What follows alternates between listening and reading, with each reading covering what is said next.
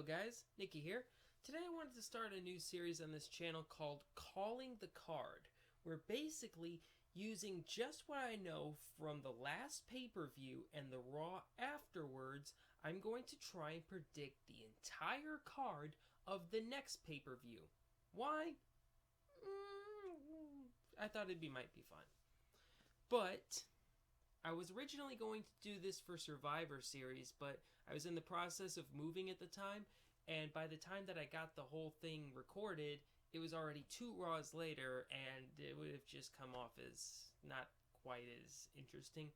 Plus, injuries kind of destroyed the Survivor Series card. There was a bunch of people who were supposed to be big parts of Survivor Series that were injured at the time and had to be wiped off the card. Orton, Nikki Bella, as we came to find out, Cesaro, and of course John Cena's still gone, so yeah, it's probably just as well that I didn't upload that video. Although I did predict the Usos coming back, so...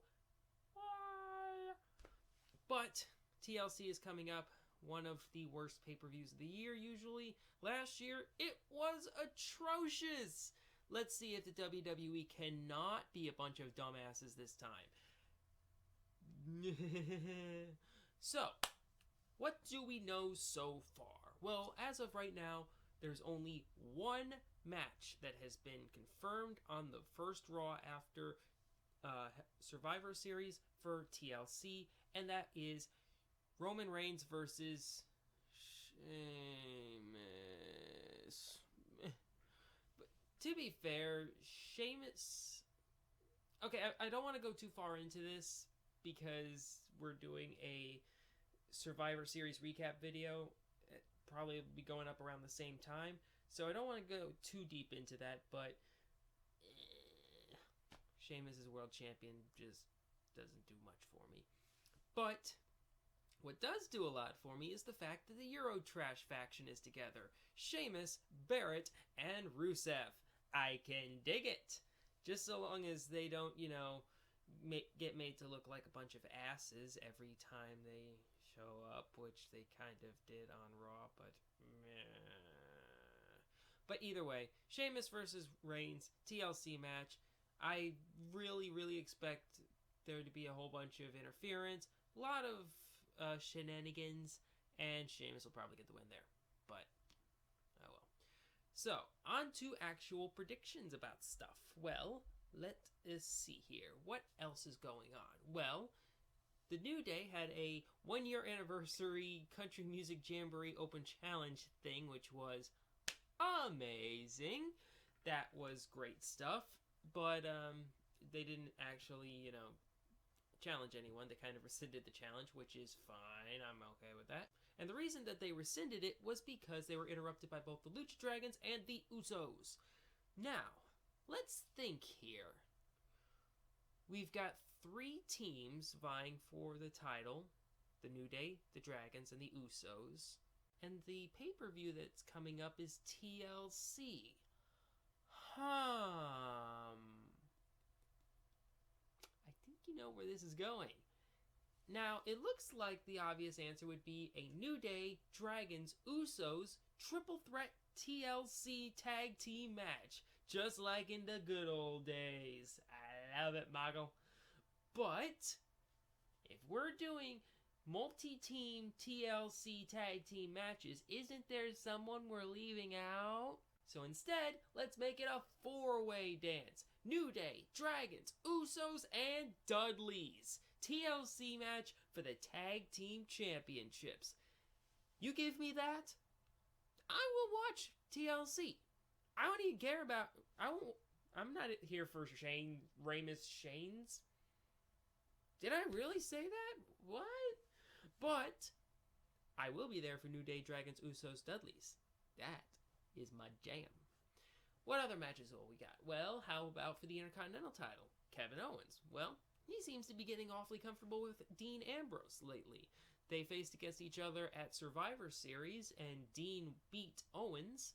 So, why not have a Intercontinental Championship match here between those two? Owens has been getting eyeballs from Dean Ambrose as of late, so seems fairly logical. I don't know if they would make this a stipulation match, but they could.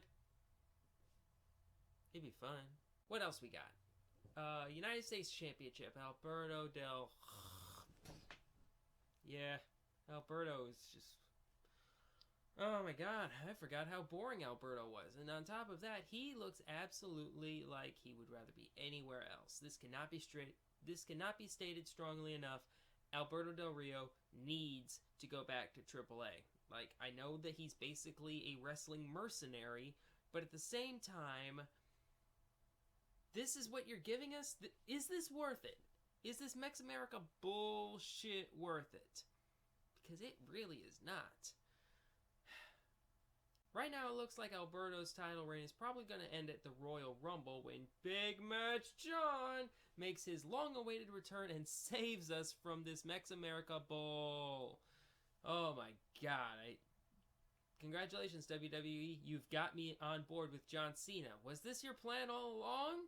If so, bravo. I want Cena back. Please, bring back Cena and have him take back his United States Championship. Give us more United States Open challenges, please! But for now, we're getting Alberto Del Rio versus Jack Swagger, most likely. Now, as of right now, they're saying that this match is going to happen on the SmackDown after the first Raw. And that probably will happen. But it doesn't mean the feud ends there. I mean, who's to say, I don't know, disqualification finish? I don't know, double count out? This is the WWE. They are masters of prolonging things. So they can stretch out this feud to at least TLC.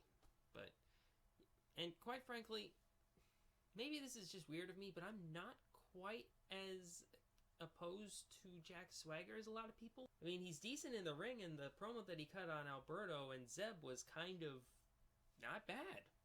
So, why not? The WWE is kind of in a bad spot and can use any sort of talent that they have. So, yeah, why not give Jack Swagger a shot? Like, give him a chance to prove himself. Get him back on the roster. Hell, that's probably why Heath Slater showed up on a Monday Night Raw. When was the last time Heath Slater was on Raw? When he was getting his ass handed to him by all those legends? It's been a minute or two.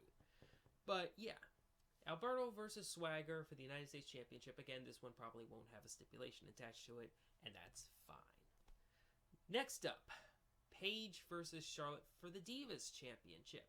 Now this is getting kind of interesting. I'm not gonna lie. Like the Reed comments were kind of especially considering that's probably why Charlotte was crying so much during the contract signing, because she knew she was about to hear those words and did not want to hear it. Because rumor has it that most of the Flair family is not really over the death of Reed, so that would probably explain it. And in which case, maybe I'm bashing Charlotte a little too much. So, my apologies. But that being said, Paige and Charlotte is still heating up as a pretty intense feud, and I like it. So, what could we see here? Well, the match at Survivor Series seemed like a decisive win for Charlotte, but Paige countered that Charlotte's arms were under the ropes while she was bridging the figure 8. Technically, it should have been called there, but like, you don't get any advantage by just having your arms under the ropes. Maybe if she was bridging by bracing against the ropes, that would be one thing, but And their subsequent rematch on Raw ended in a double countout. So, I would not be shocked if at some point Paige starts blaming the officials and claims that she wants a match where the match will not end on a referee's decision. I know I'm stealing this from you, Calcos, but you were onto something. We're headed for the first ever Divas Ladder match. And this, along with the Dragons, Usos, Dudley's New Day TLC match, might just end up being the hypest thing about TLC. When was the last time that the Divas had ever been in a stipulation match like this? Like that one Survivor Series where Victoria fought Trish in a hardcore match or something like that? It's, like I said, it's been a minute or two.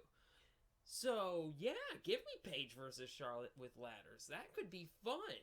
Plus, that would be a conclusive ending to that feud, and then we can move on to Charlotte versus Sasha Banks. I mean, Sasha did win on Raw against Becky Lynch, so I don't think it would be out of the question that we can expect Sasha to continue to be built up so that she is in the running for the Divas Championship by the time the Royal Rumble rolls around. Okay, so how about some matches that aren't for titles? Well, Bray versus The Undertaker. Granted, they didn't do anything with this on Raw, so they may be holding off on this feud until the Royal Rumble and having some big match there, but they can at least continue to build it up and at least try and make Bray Wyatt look intimidating. Maybe we get Bray versus the Demon Kane at TLC. Maybe this can be a stipulation match. I wouldn't be surprised if they threw out all the stops for this kind of match to try and make it a little bit more interesting, because it's Bray Wyatt versus Kane. It's kind of hard to care, but Bray can get a win here and move on to fighting The Undertaker again. Maybe that'll work. Please, please, please salvage something from Bray Wyatt. They won't. They probably won't. So we have had 2 TLC matches and a ladder match so far. Any other kind of stipulation matches? Well, I don't think the thing between Tyler Breeze and Dolph Ziggler is over yet. So maybe those two have a rematch in a chairs match where Dolph Ziggler threatens to break that pretty face of Tyler Breeze's. I'd be okay with that. Ziggler versus Breeze, chairs match. And they usually have a chairs match in this pay-per-view, which is a match type that I just look at and go, okay, are chairs it? Can we bring out anything else? This seems limited. Like, it seems not quite as violent as you want it to be, WWE. I don't know. So one more match. This would make 8 matches, and that would make a pretty full card, including something that can go on the pre-show. I don't know what just yet. Maybe Alberto versus Swagger would be the best match for the pre-show. But, Goldust versus Stardust. It's finally happening again. Like, at Survivor Series, Goldust hit a move that I think was a Canadian destroyer. The dude is 46 years old. How the fuck is he still doing shit like this? Oh man, I forgot how much I missed Goldust. Like, that dude is a national treasure. We need more of him. And, oh, and by the way, that promo that happened on Raw between Stardust and Titus O'Neil, that was legitimately funny, okay? I enjoyed the heck out of that. In fact, more things like that should happen. Like, what if just somebody, let's say on next Monday's Raw, the Wyatt family's cutting a super spoopy promo, and then all of a sudden R-Truth just walks in like, this isn't a break room. Hey, Bray. How's it going? And then he gets Sister Abigail. Puts heat on Bray while also making us laugh. But, yeah, Goldust versus Stardust. Why not make that happen? I want to see that. I've been wanting to see that since the Rumble last year. Like, I get that Goldust was out for a while because he was injured, but this match really should have happened at WrestleMania last year. It really should have. But it'll probably happen here. Hopefully this is a little bit better than the match that they had at Fastlane. We'll have to see about that. But either way, I think that is a full card. Reigns versus Sheamus TLC. New Day, Dragons, Usos, Dudleys in a TLC match. Owens versus Ambrose for the IC title. Alberto versus Swagger for the US title. Paige versus Charlotte for the Divas title in a ladder match. Bray Wyatt versus the Demon Kane. Goldust versus Stardust. And Tyler Breeze versus Dolph Ziggler in a chairs match. What do you think of that TLC card? Let me know down in the comments. And if you like this series, maybe I'll bring it back for some more pay-per-views. We will have to see about that. But either way, I will see you guys later.